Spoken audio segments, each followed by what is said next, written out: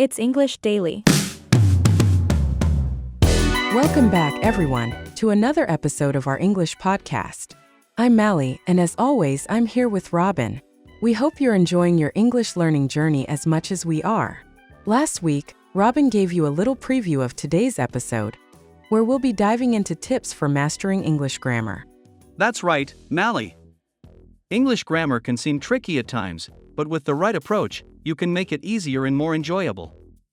And we'll show you how. So, let's get started. Segment 1. Understanding the importance of grammar. First things first, why is grammar so important in English? Well, grammar is the foundation of communication. It helps us structure our sentences, make our meanings clear, and ensure our ideas are understood by others. Without good grammar, it's easy for confusion to arise, right? Exactly. Imagine if you said, "She go to the store." Even though we understand what you mean, it doesn't sound quite right. In English, we would say, "She goes to the store." The difference is subtle, but it can make a big impact. Right, Robin. Grammar helps us sound more fluent and natural. So, how can we improve our grammar? Let's break it down with some tips. Segment 2. Tip number 1. Focus on sentence structure. Tip number 1, focus on sentence structure. English follows a fairly predictable word order, subject plus verb plus object. For example, I read books is a simple sentence where I is the subject, read is the verb, and books is the object. Yes, and understanding this basic structure helps you create correct sentences. For example, if you say books I read, it's not grammatically wrong, but it sounds awkward and less natural in English. Sentence structure is the backbone of good grammar. Exactly. And when you're constructing more complex sentences, this basic structure still applies. For example, I read books every day because they help me relax. The subject and verb are still in place, I read. The object, books, remains the same, but you're adding more information using conjunctions like because. Segment 3. Tip number 2. Master the tenses. Now let's move on to tip number 2, mastering tenses. English has several tenses and each one has a specific use. Understanding when to use the past, present, or future tense is crucial. Exactly. For example, if you're talking about something that happened yesterday, you would use the past tense, I went to the store. If it's something happening right now, you use the present tense, I am going to the store. And for the future, you'd say, I will go to the store. These 3 tenses, past, present, and future, are the building blocks of time in English. A good tip is to practice these tenses in daily conversations.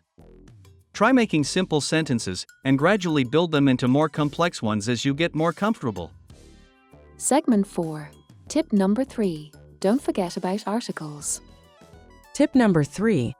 Don't forget about articles.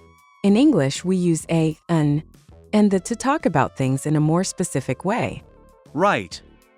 A and an are used for general things, while the is used for something specific. For example, if you say, I saw a cat, you're talking about any cat. But if you say, I saw the cat, you're talking about a specific cat that you and your listener both know about. Yes, articles can be tricky, especially because some languages don't use them the same way. A great way to practice is by reading simple texts and paying attention to how articles are used. Segment 5. Tip number 4. Practice, practice, practice. Tip number 4, practice, practice, practice. You've probably heard us say this before, but it's true. The best way to improve your grammar is to use it regularly. Write short stories, keep a journal, or try speaking with someone in English. Yes, and don't be afraid to make mistakes. Mistakes are a natural part of the learning process. The more you practice, the more confident you'll become in your grammar skills. And it's not just about writing or speaking. Listen to native speakers, watch movies or TV shows in English, and pay attention to how grammar is used in different contexts. Segment 6. Vocabulary break. Key vocabulary related to grammar. Before we continue, let's take a quick vocabulary break. Here are some important words related to grammar that you should know. 1. Sentence structure. The way a sentence is organized, including the order of the words. Example, The sentence structure in English is subject plus verb plus object. 2. Tense. A grammatical term that shows when an action happens, past, present, or future. Example: we use the present tense to talk about things happening now. 3. Article. A word like a, an, or the that modifies a noun. Example: the article is used for specific things. 4. Conjunction. A word used to connect clauses or sentences like and, but, or because. Example: I like coffee because it keeps me awake. Great! Now that we've refreshed our vocabulary, let's move on to our final tip. Segment 7. Tip number 5. Learn from your mistakes. Our last tip for today: learn from your mistakes. This is one of the most important parts of improving your grammar. Every time you make an error, it's an opportunity to learn. Exactly. Keep a notebook where you write down the mistakes you make and review them regularly. This will help you spot patterns in your errors and improve faster. And don't forget to get feedback from others. Whether it's a teacher, a friend, or even an online community, feedback can help you correct your mistakes and improve your understanding of grammar. Alright, that's all for today. We hope these tips help you feel more confident in mastering English grammar. Remember, grammar is just one piece of the puzzle, but it's an essential one. So keep practicing, keep expanding your vocabulary, and most importantly, keep enjoying the process. Thanks for tuning in.